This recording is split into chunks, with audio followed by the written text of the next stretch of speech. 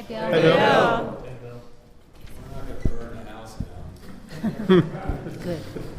Maybe.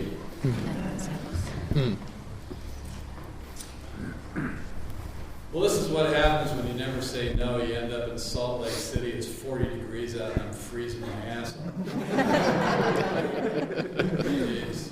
No. You don't have to stay here. You know, you can move.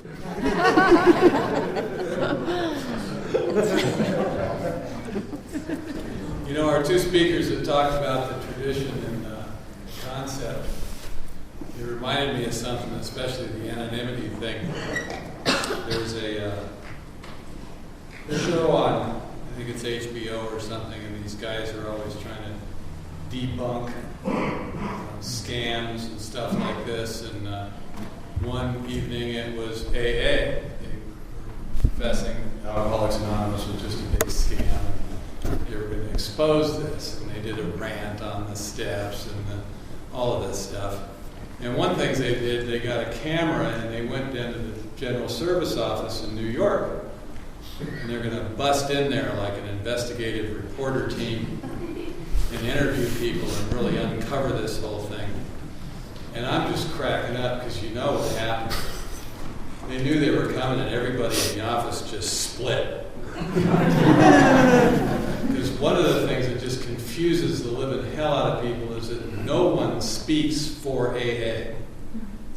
There is no spokesman for AA. There's no CEO.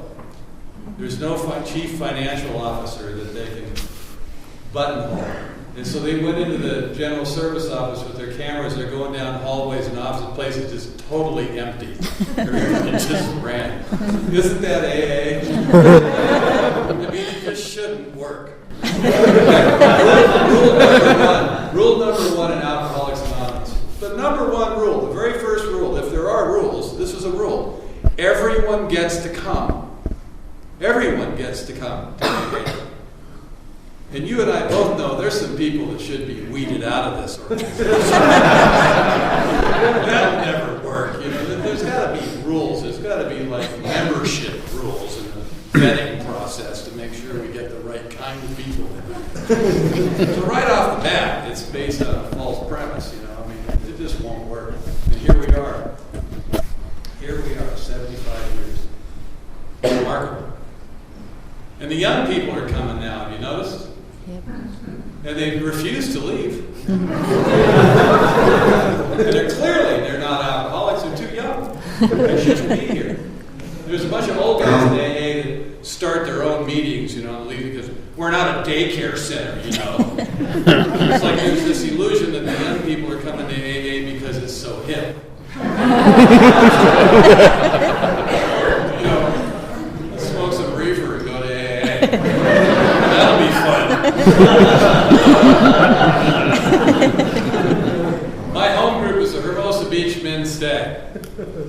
It's where the men are men and the sheep are nervous. We're the epicenter of sobriety. We're sober correctly there, as compared to other people that are sober incorrectly. We have rules and stuff. There's no chanting there. You can't chant. You know, just all that stuff. I love my home group, but we're a little rigid. And about 8 or 9, there's about 100 guys. Every Monday night there's about 100 guys in the Hermosa Club. And about 8 or 9 years ago, the young people started showing up. They were always around. They're out in the parking lot smoking cigarettes and drinking Red Bulls.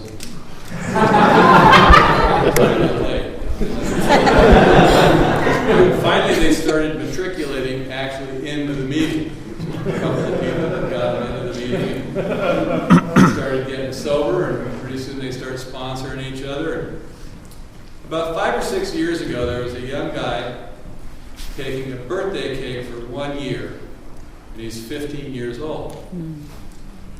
And when you take a cake there, you got to stand up at the end of the room. We all sit in kind of a circle. There's several different rows in there.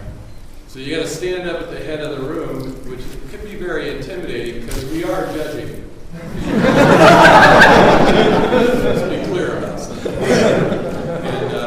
And this kid stands up there, and he's about that tall. He's not done growing. He's 3 feet tall. You know, he's 15 years old. and he takes his cake, and he gave the most right-wing death squad AA pitch I've ever heard. And at the end of it, he's standing up there and he's yelling, and he's pointing his finger at everybody. He goes, if you're sitting out there and you don't have a sponsor and you're not working the steps, may God have mercy on your soul.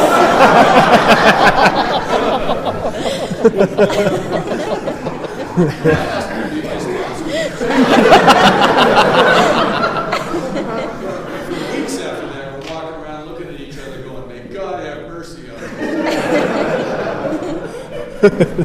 Now, after all the old farts left and started their politically correct meeting, every Monday night there's 100 guys in that room, and I'll bet you 50% of the room is under the age of 24 years old. We got, well, the last old guy is secretary now, and he's only in his 40s. So you know the next secretary is going to be one of these punks. Because they're all 5, 6, 7, 8, 9 years sober now. It's not saying are they peers? Are they equals? Absolutely.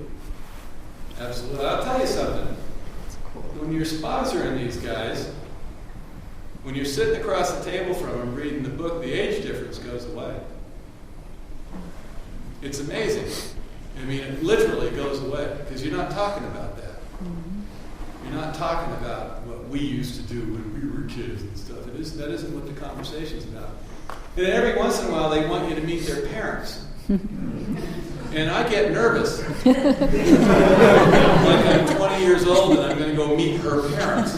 You know, I get nervous like that, and they show up and they're young enough to be my kids. I used to think I was a father figure. I'm a grandfather figure. That's how did that happen?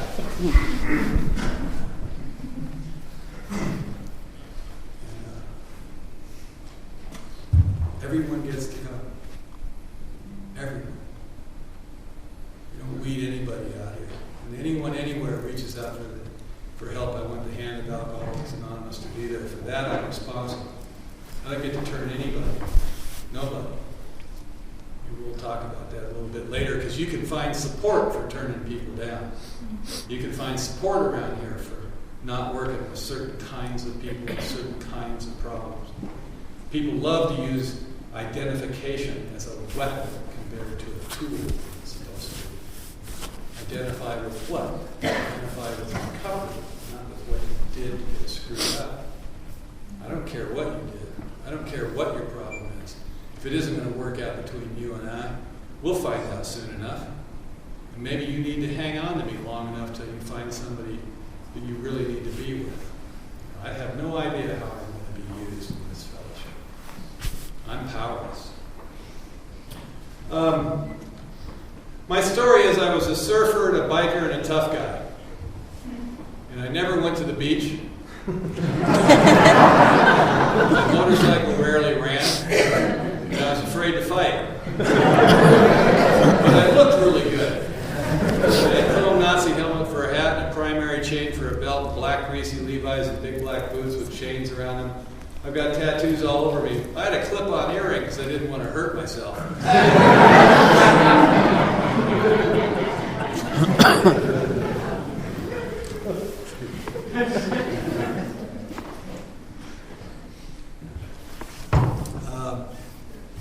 By the time I was 17 years old, I was a bad drunk in high school.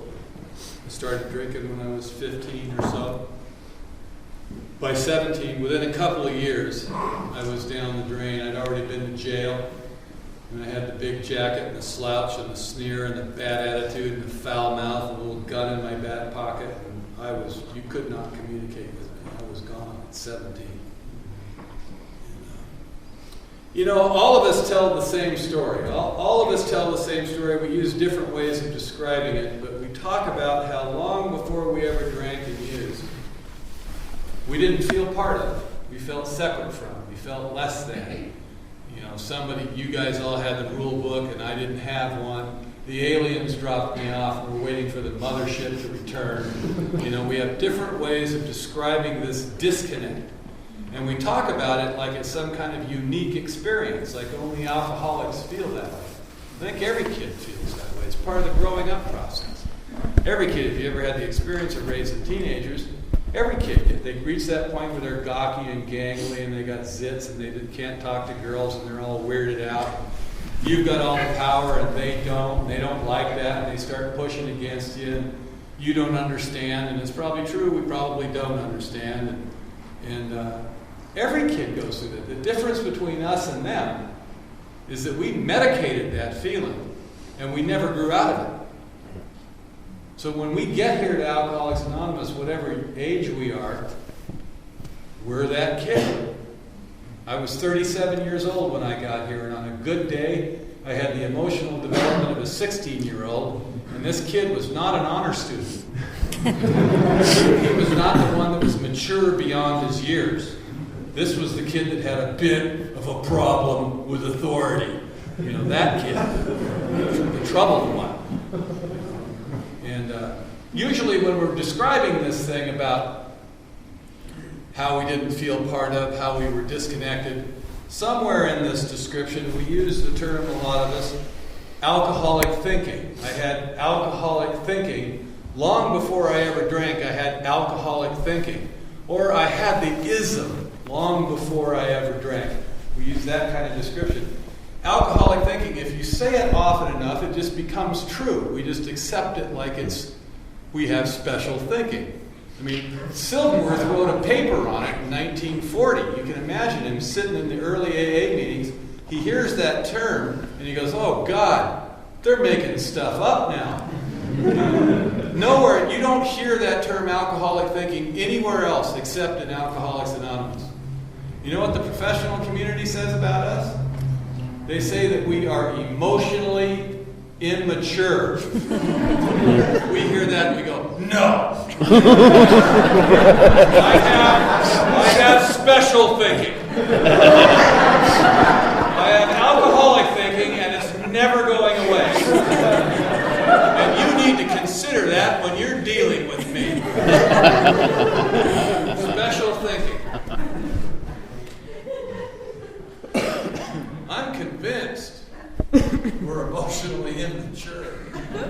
I think that's literally true. I think that's the crux of our problem in sobriety as we're recovering, what we have to deal with.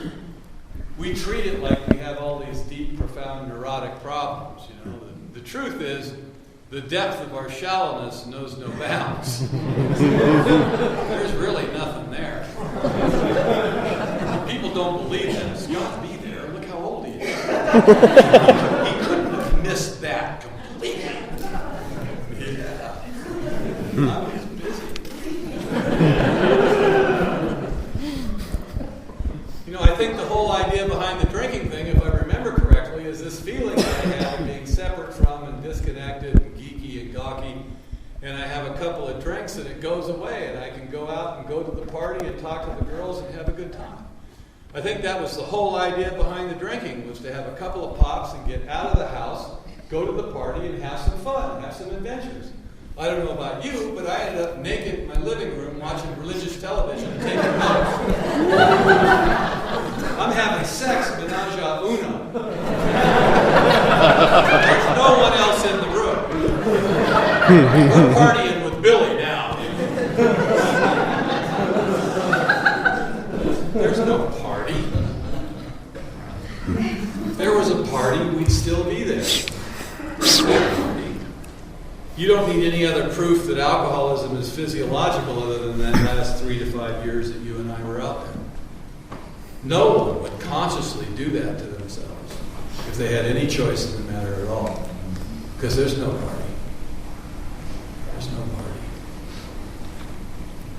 I'm on the liver transplant list now. I need a new liver. I keep looking around for somebody to blame for that. Who poured it down my throat, you know? Nobody would do that to themselves. That's not partying. That's trying to get through the day. That's survival. Just survival. But at 17, you couldn't talk to me. I was gone at 17. By the time I was 18, 19 years old, I got married. I I met her at Bass Lake on the 4th of July, 1965, when the Hells Angels rode in that valley, and I found my career path, and I met her, and we went up to Oregon to grow our own. And it was the 60s. It was a great time to be getting loaded. And it was summertime all the time. The road from Los Angeles to San Francisco was the road to Nirvana. Golden Gate Park was the center of the universe. They weren't eating hitchhikers yet, so it was safe to travel. The young ladies were discovering their sexuality, and we were helping them as best we could. She was supposed to take the bus back up to Eugene, and I drove her in my car, and we ended up getting married and had a couple of kids. And by the time I'm 22 years old, I'm in the Oregon State Mental Institution. I needed to rest. I'm running around with this outlaw motorcycle gang and sticking needles in my arm every day and drinking like a fish, and I'm not coming home to that family, and they're on welfare. We lost a house and several cars and a bunch of jobs, and it was awful. It was just awful. And, anybody else here been in a mental institution? Oh, come on. That's better. There's a bunch of you out there going, well, it really wasn't an institution. They were just observing me.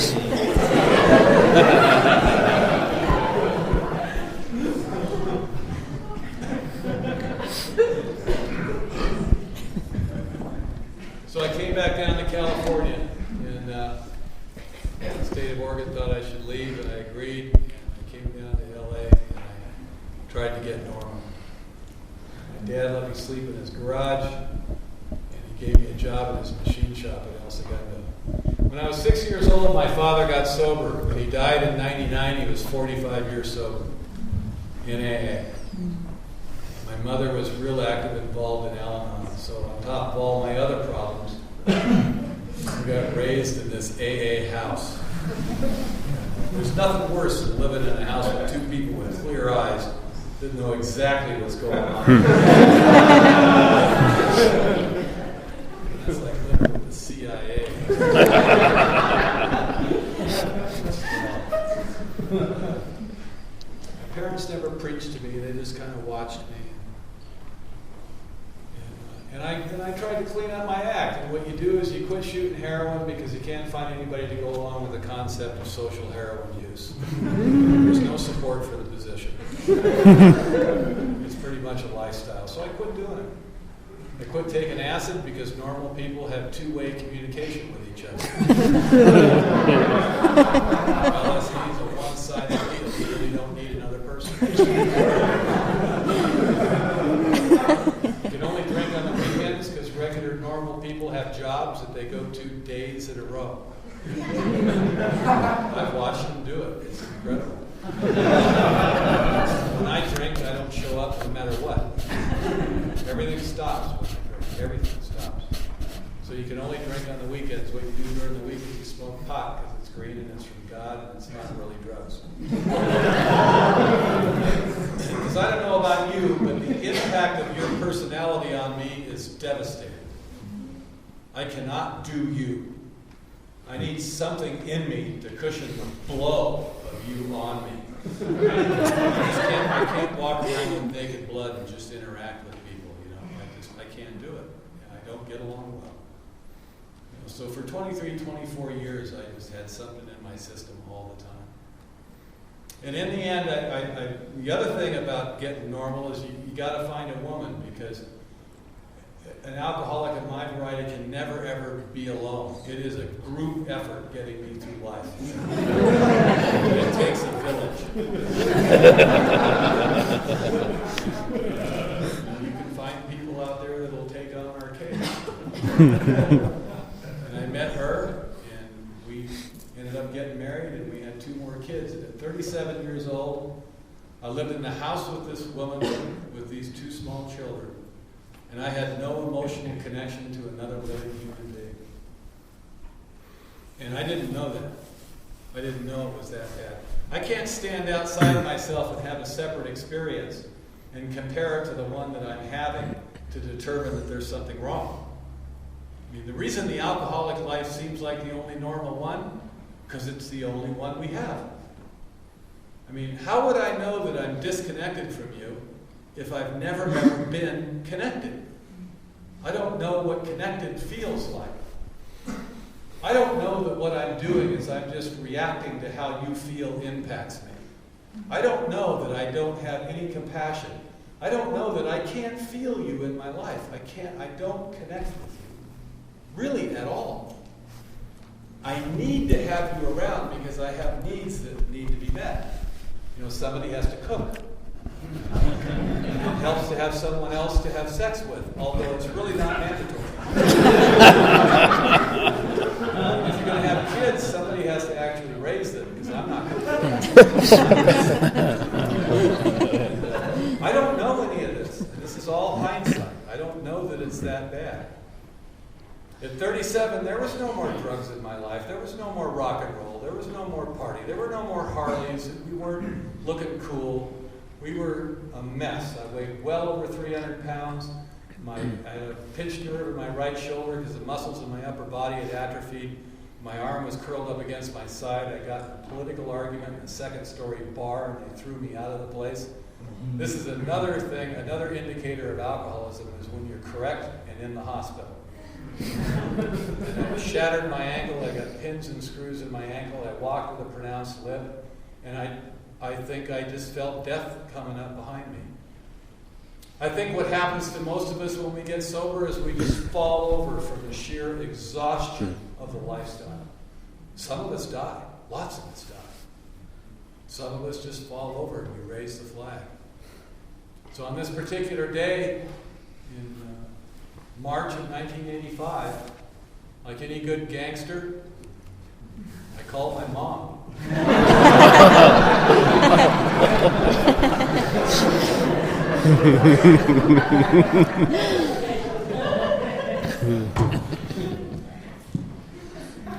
She said, Al-Anon, they're very efficient. Ready? She came over and got me really quick before I changed my mind, because you and I know that a half-hour, 45-minute nap, everything changes. We wouldn't want to rush into anything. And she came and got me. She checked me into a place in Costa Mesa, California called Starting Point. I spent 35 days in this place. I couldn't imagine just going to AA and not drinking, even though I'd been around AA for a long time. I grew up in meetings. But I just couldn't imagine doing it. I need to be hospitalized. I need medication, therapy. And my parents took me to my first shrink when I was 13 years old because I had rage. Not anger, rage.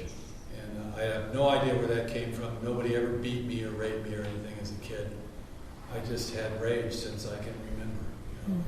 I guess at the injustice of it all. Or something. I don't know. And maybe it was just the decade. And I went to the mental institution twice. This was in Salem, Oregon. I was on the same ward that Ken Kesey worked on when he wrote Cuckoo's Nest. They filmed it, that movie, on the ward I was in. They filmed that movie in that ward. I mean, the reason I tell you that is not to brag, but you know, some people went to college.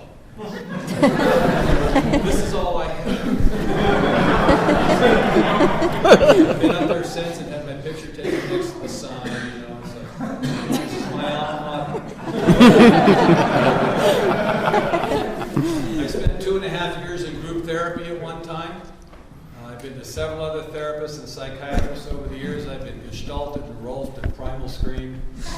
I know more about myself than is safe to know. But it is my favorite subject. So while I was in this place for 35 days, they made me wear a sign around my neck. I had to make the sign. We made it in crafts. A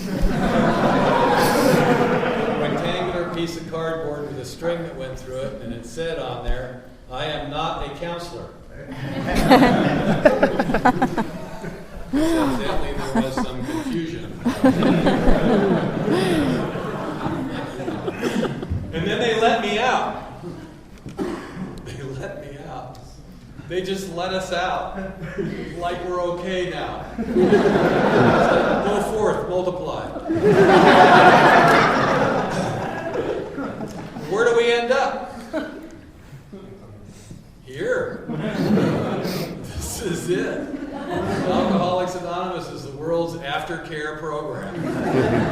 This is where we are. It's linoleum floors and metal folding chairs for the rest of our natural lives. Party. Did you know there's no referrals from AA? Did you know that? There's no place you go where you walk in and you say, I'm from AA. They sent me here. That place doesn't exist. This is it. This is the last house on the street. When all the insurance money runs out, they're all done gestalting and rolfing and stuff. This is where we end up. This is it. We are the counselors. The inmates are running the asylum. Stop and think about this. I've been married 3 times and people ask me for relationship advice. I give it to them. I figure, hey, you can't hurt them. They're in AA. Plus the fact that whatever advice I give them could not possibly be worse than what they're planning on doing.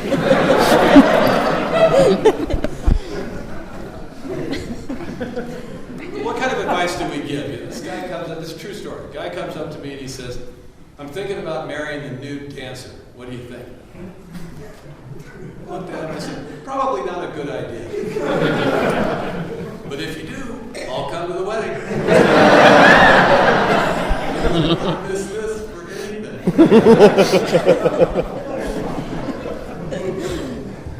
So what's going on here? I mean, you hear a lot of stuff, don't you? You hear a lot of stuff. I think a lot of stuff has come into AA over the years that has really improved it and really helped it. I think in Alcoholics Anonymous these days, 75 years later, we have a much deeper understanding of what alcoholism is. We have a much deeper understanding of the trials and tribulations of long-term sobriety and what that is. I think we have a much better understanding of intimacy and relationships, the problems that we have with that and why. And there's also a lot of stuff that's come into AA, I think, that has really injured it, has hurt it. I think it'll survive any of this. I really believe that. You'll hear a lot of people in AA talk about how we've lost our edge, that we used to have an 850% success rate, now it's minus 34, or however they stretch the statistics. I get to travel around in it a lot, do a lot of workshops and different things, and my sponsor and I put together a statistical presentation about it. I think Alcoholics Anonymous is alive and well and as effective and as vibrant as it has ever been. I think it's better than it's ever been today, right now, as we sit here. The meetings reflect the culture of AA in any given area. Structuring the meetings is not the solution to weeding out problems, We can talk about that too, but I think it's alive and well. A lot of the stuff that you hear doesn't lend itself to a spiritual program. There's a whole community out there, a whole industry set up that wants us to go back into the past and flesh out the root cause of our problems, expose them to the light of day, understand them intellectually, adjust our behavior accordingly, and then everything will be okay. That's not been my experience here. I love that process because it's all about sitting around talking about me. I mean, I can do that ad nauseum. I'll do it forever.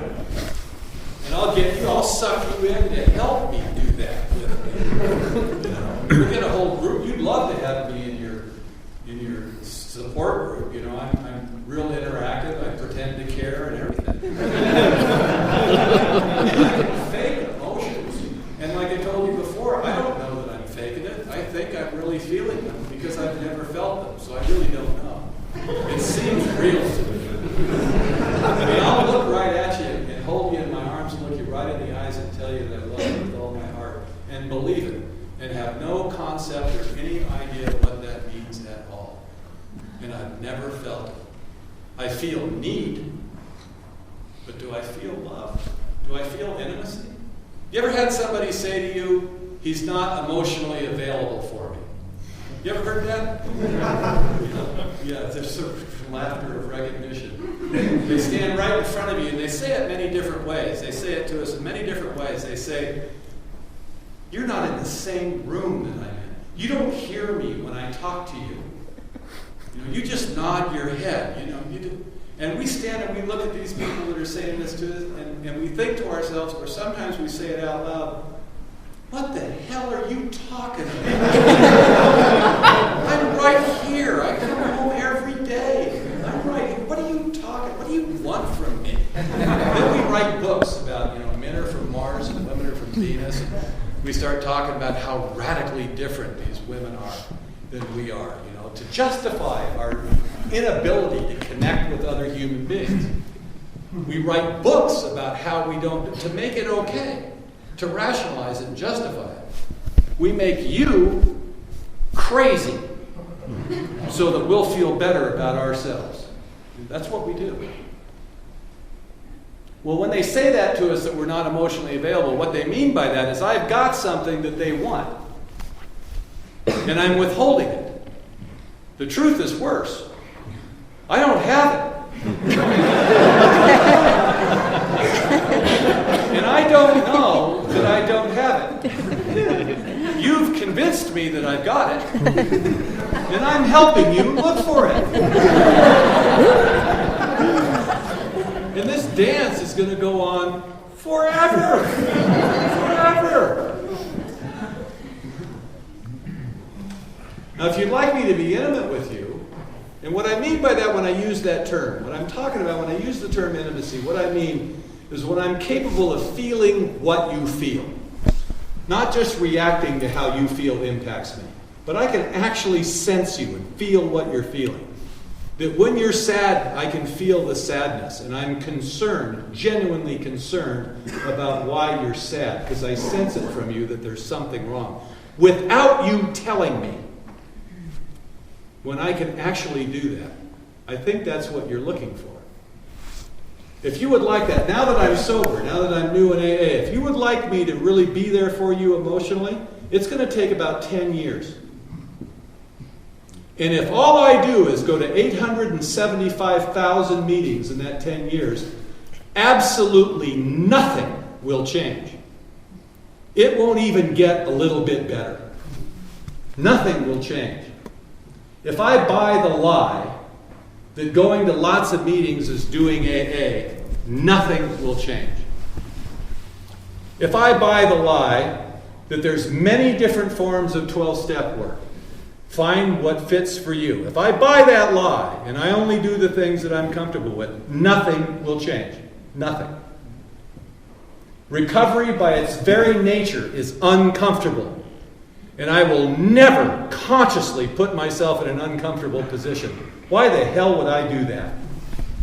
I spent my entire life making sure that I'm comfortable. That's what it was all about. Making sure that I felt comfortable. Creating an artificial emotional environment in myself through the input of chemicals. And now you're going to tell me things like, here's a bad thing in it. Take what you can use and leave the rest. Really? You're going to leave that decision up to me with this finely tuned instrument that I bring to you. This emotionally immature kid. Oh yeah, take what you can use, whatever you like, do that. If there's something you don't like, don't do that. We don't want you to be too uncomfortable here in the recovery process. The most spiritual thing you'll hear in AA is, get in the car. Where are we going? What do you care? Get in the car. That's what I heard. I lucked out. I found some guys that just get in the car. Matter of fact, they'd look at me and they'd say, go get in your car. My sponsor said the reason I was sent to AA is that you guys needed better transportation, and I had a better car. So I drove the assault vehicle for years, So So here's what I think's going on. The first step says that we're powerless, right? They said that we were powerless over alcohol because they didn't want us to just run screaming down the street. And after 26 years of relatively deep research, I've yet to find anything that I have any power over at all. I think I am utterly, absolutely, completely, totally powerless over absolutely everything. I don't think I have any control or power over anything, any aspect of my life or any other human being or anything that goes on in the world. I have no power. I think in nature, as a human being, I am powerless, and I don't require any power. This is good news. This is good news. Because even if I think I have power, I don't. And therein lies all the suffering in my life, is the belief that I have power, that I need to assert myself to make stuff happen. If I don't do it, it's not going to happen. And we buy that hook, line, and sinker, don't we? Second place is the first loser. That kind of stuff. We buy it, 100%. We think we should be more than we are. We think we should be more aggressive than we are.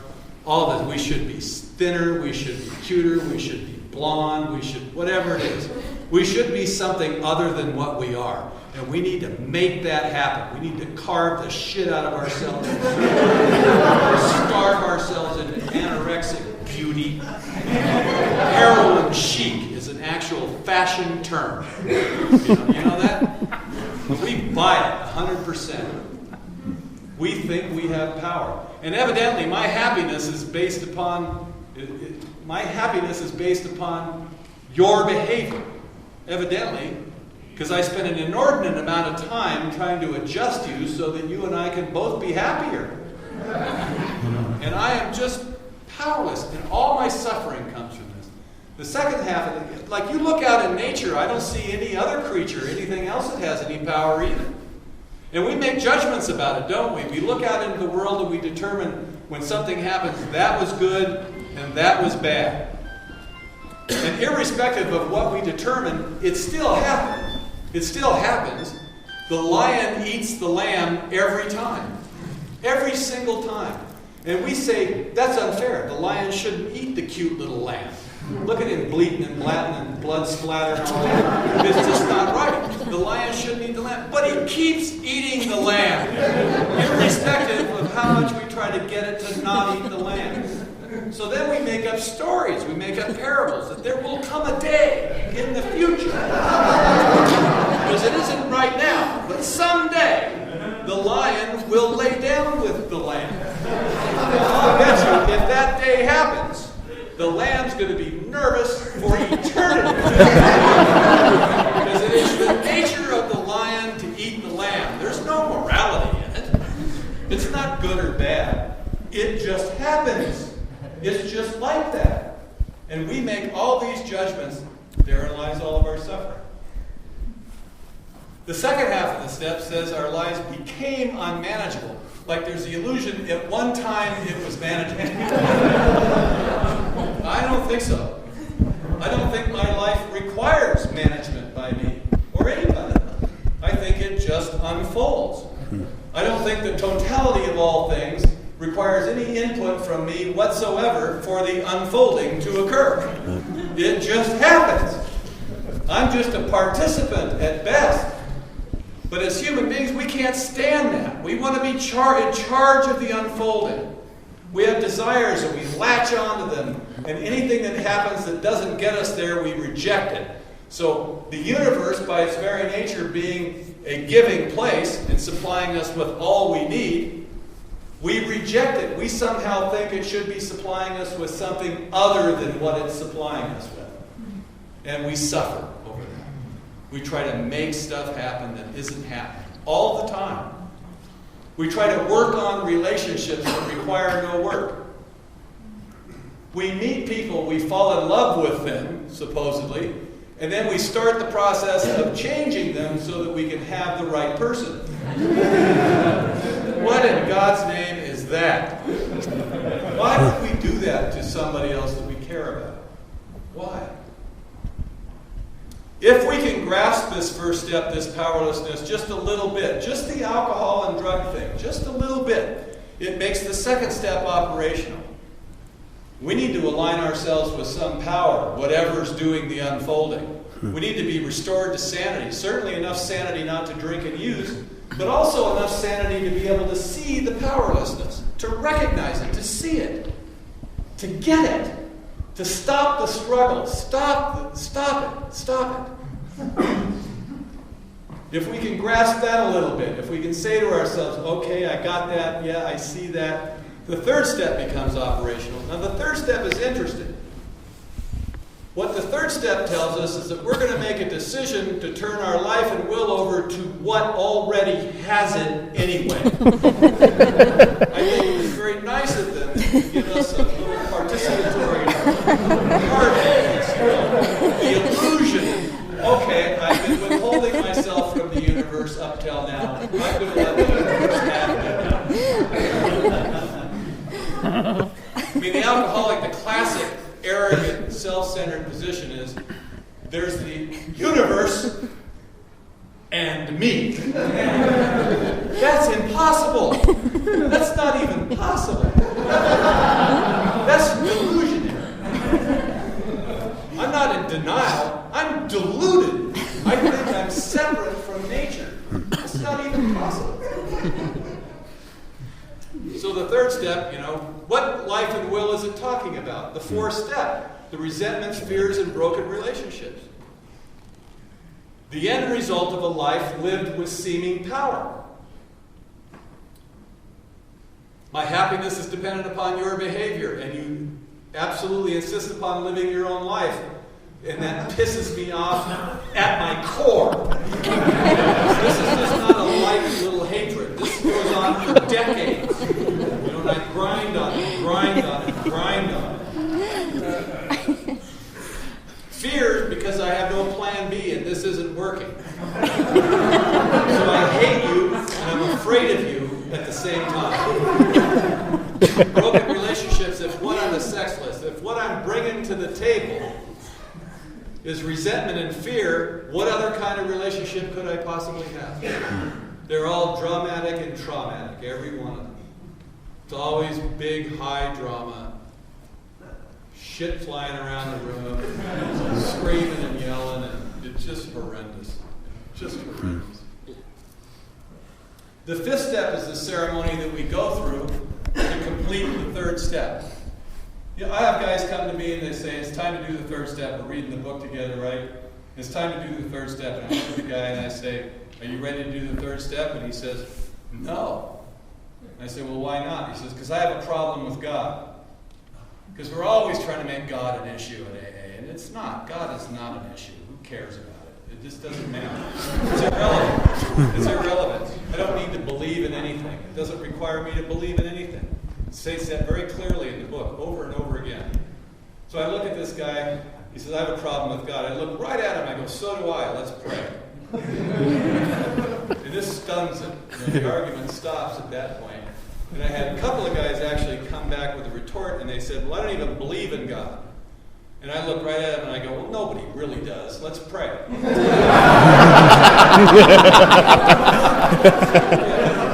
It says in the book here, pray. And we're working this program now, not mine.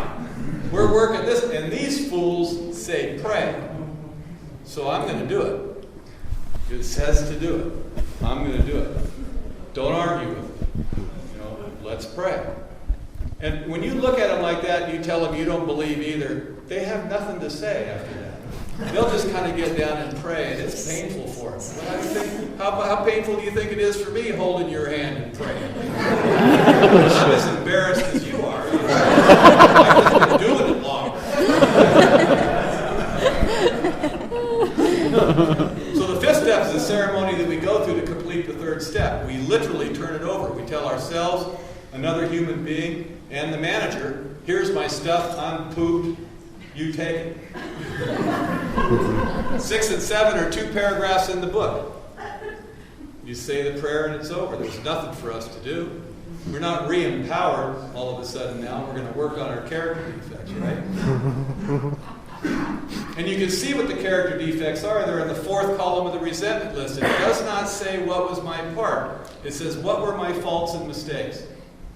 Even if I was molested as a child or beaten severely as a child, there's no part in it for me. I was an innocent victim. But if I'm 40 years old and I'm still carrying that resentment around, at the bare minimum, I'm unforgiving. And I'm the one that feels the pain of that, not the perpetrator. I'm the one who feels the pain. And it's about me being rid of that resentment, being rid of that pain, to heal that scar so I can move on with my life. It's not about accepting anything or condoning anything. It's about me being rid of it. Then the manager gives us our first assignment. He says, make amends. I'm going to help you rid yourself of these resentments. And this is the mechanism for ridding ourselves of the resentments, as we go and we make amends for our faults and mistakes. We get down, and one of the things you'll hear is you've been your own worst enemy, put yourself at the top of the amends list. That'll pretty much kill you. You want to make amends to yourself, you put yourself at the bottom of the list. By the time you get there, you'll have some self-esteem. The other thing you hear is you got to learn to love yourself before you can love others. Somebody must have made that up at 4 o'clock in the morning and had no other alternative. I mean, if I wait around to love me to get to you, I'll never get to you. I love myself all my life. Alcoholics Anonymous says, I am relieved of the bondage of self.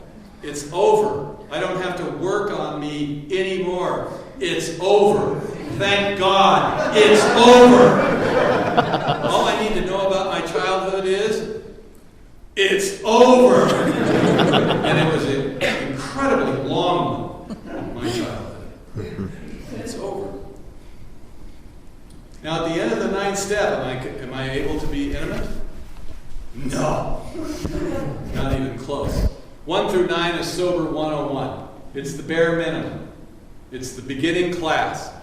It's what I have to do in order to come up with a message that has some kind of depth and weight so that the recovery process can begin. People say 10, 11, and 12 are the maintenance steps. Maintain what? What have I got at the end of the 9th step? Is this just about not drinking? I don't think so. I think there's a lot more than that going on here. I think Alcoholics Anonymous is probably the single most significant social movement of the 20th century. I believe that it has absolutely nothing to do with me at all. It's not a self-help program. It's not therapy. It's a spiritual path. It's a way of life. And it has literally changed the world. It has changed it. It'll never return to what it once was. And I'm part of this. I'm part of the instrument of God's will. The 10th step is a continuing inventory process. If what happened to me in March of 1985 is I was awakened, because I believe that's what happens to us, we wake up. Where I sat with an Indian guru one time, and I'm talking to him, me and another guy were just sitting there, this guy was giving some talks, and I'm talking away like I do, and he starts laughing at me. I go, what are you laughing at? He goes, I just love you alcoholics and drug addicts. I said, why? He said, the rest of them out there are trying to get awakened. You're just trying to figure out what the hell happened. Isn't that true? We woke up. We were awakened. The rest of the journey is to take that awakening and turn it into some kind of an awareness, where I'm aware that I'm awake. And maybe there's something I can do with this. Maybe there's a reason for this. Maybe there's a job for me. Maybe there's something, maybe I have a purpose in my life that underpins everything else that goes on in my life. Maybe there's a deeper meaning here. Maybe I can be led. Maybe if I just pay attention, maybe I can help some other people. Maybe something will come from this awakening of mine. And the 10th step is all about that. There's a difference between self-obsession and self-awareness. In the 10th step, we watch ourselves move through life. We review the day. It's the continuing inventory process. It's like paying attention, being mindful, be awake. Pay attention. Great Zen saying, when you're doing the dishes, do the dishes. When we're alive now, if we're in the present moment, we're paying attention to what's happening right now. Right here, right now. That's all there is. The 11th step is about sucking up to the manager. It would behoove us to get close to whatever saved our lives. Meditation is not extra credit. You got to do it. And let me tell you one of the benefits, one of the major benefits of meditation. In meditation, I close my eyes, I watch my breath, and my mind wanders. When it wanders, I catch it, and I bring it back to the breath. Who's catching it? Who's doing the catching? I come to understand at depth, through experience, that I am not my thinking mind. That's a game changer. That changes everything. I don't have to change this thing. I don't have to analyze it. I don't have to do battle with it. I can simply ignore it.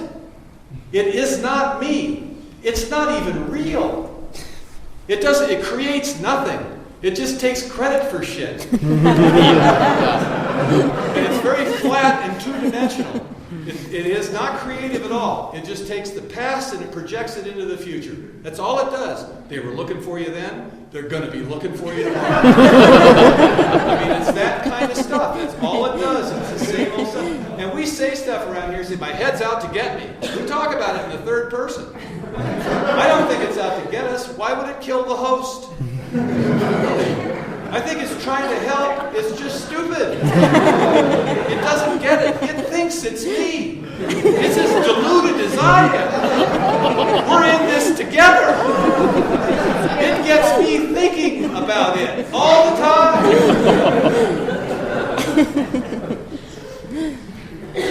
So in the 11th step, it changes everything. The 12th step is where it all comes home. The 12th step is where it all happens. It's where the change occurs. It's where the psychic change happens. It's where I change. It's where everything changes. It's where we confront our defects of character. If you open your heart to the work, which is sponsoring people, it's the only job there is in AA. There is no other job. There's nothing else to do here. There isn't 47 different kinds of 12-step work. There's lots of ways that we can be active, but there's only one way that we really take the action. Sitting alone in a room with another alcoholic, reading the book, sharing our lives together. This is how we learn intimacy. This is how we develop compassion. The greatest weakness that I have within me are the aspects of my nature that have never developed. Not the parts that don't work well. Those are obvious. The arrogance, the egomaniacal stuff, the violence, all that stuff. You can see, you can pick those out. What about the stuff that's missing? What about the stuff I never learned? What's going to happen is I'm going to have a series of experiences that cause me to grow up. If you open your heart to the work, if you don't believe the lie that you can do other things, if you don't believe the lie that you don't have time to do this, or the big one, I have nothing to offer. That isn't what I do. I've actually heard people say, well, my form of 12-step work is I sit in the same chair in the same meeting all the time so people will feel comfortable when they come into the room. Kill yourself now. Put yourself out of the misery and us so that we don't have to watch you do that. You're never going to be humble by pretending to be humble. It doesn't work like that. As Jimmy Wolf said, you'll never find peace through avoiding life. This is Alcoholics Anonymous. Recovery is uncomfortable. Get uncomfortable. I'm still uncomfortable after 26 years. I'm just used to it. I know it won't kill me. I know that I'll be okay now when I get in the car. I know that I'm going to have a new experience. If you open your heart to this work, whatever prejudice you have will walk across the room and ask you for help. And now you have a decision to make.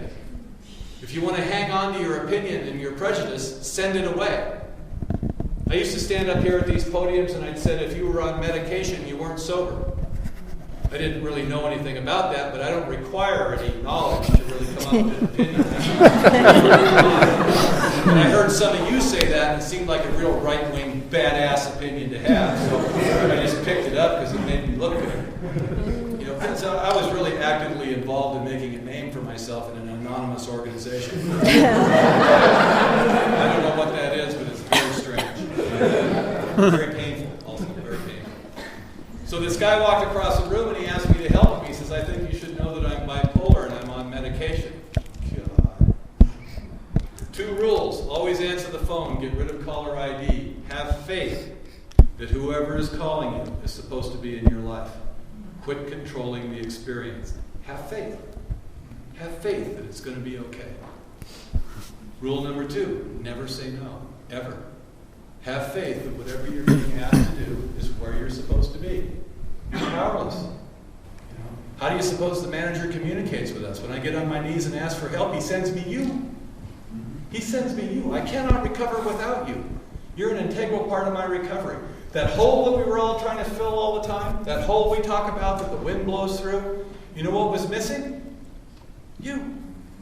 You. I was never connected to you. I couldn't feel you, and I didn't know it. And in Alcoholics Anonymous, I found you. You filled the hole. Do you piss me off? Oh, yeah. But the love that I felt is indescribable. I mean, the compassion, all of it is indescribable. Is there pain with it? Absolutely. Yes, there is. It's life. It's called life. So I said yes to this guy, and I started reading the book with him, and I had the experience of peeling him off the ceiling and lifting him up off the floor. One time he came across my living room, 40-year-old grown man. He curled up in my lap, put his head in my neck, and cried like a baby, and I just held him and rocked him. My wife walked through the living room and went, whoa. That'll get your attention. People have demons that I don't have. And evidently what I think, if I don't have it and you have it, I think you're faking it or something. I don't know what that's about. But I've learned differently. People have demons I don't have. Now when I see that guy coming, I go, have you taken your medication? So I had an opinion, then I had an experience, and it changed my opinion. That's how it works. And if I don't interact with you, it will never happen. If I'm not alone with you, it will never happen. If all I'm doing is flipping hamburgers at the Labor Day picnic, it will never happen. I will never have the experience. And I'll never know that I missed it. I'll be absolutely clueless. And I'll be envious and pissed off at the people that seem to have peace in their life. Have you seen those guys in AA? There are a lot of them. There's a lot of them. Stuff never happens. Guy came up to me and asked me to sponsor him. He says, I think you should know that I'm gay. And I said, wouldn't you rather have a gay sponsor? And he said, no. He says, I don't have a problem being gay, but drinking is an issue.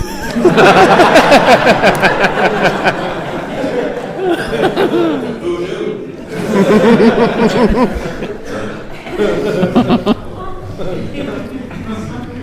You'll hear people say, you got to give it away to keep it. No. You have to give it away to even get it. If you're not giving it away, you don't have it. Thank you very much.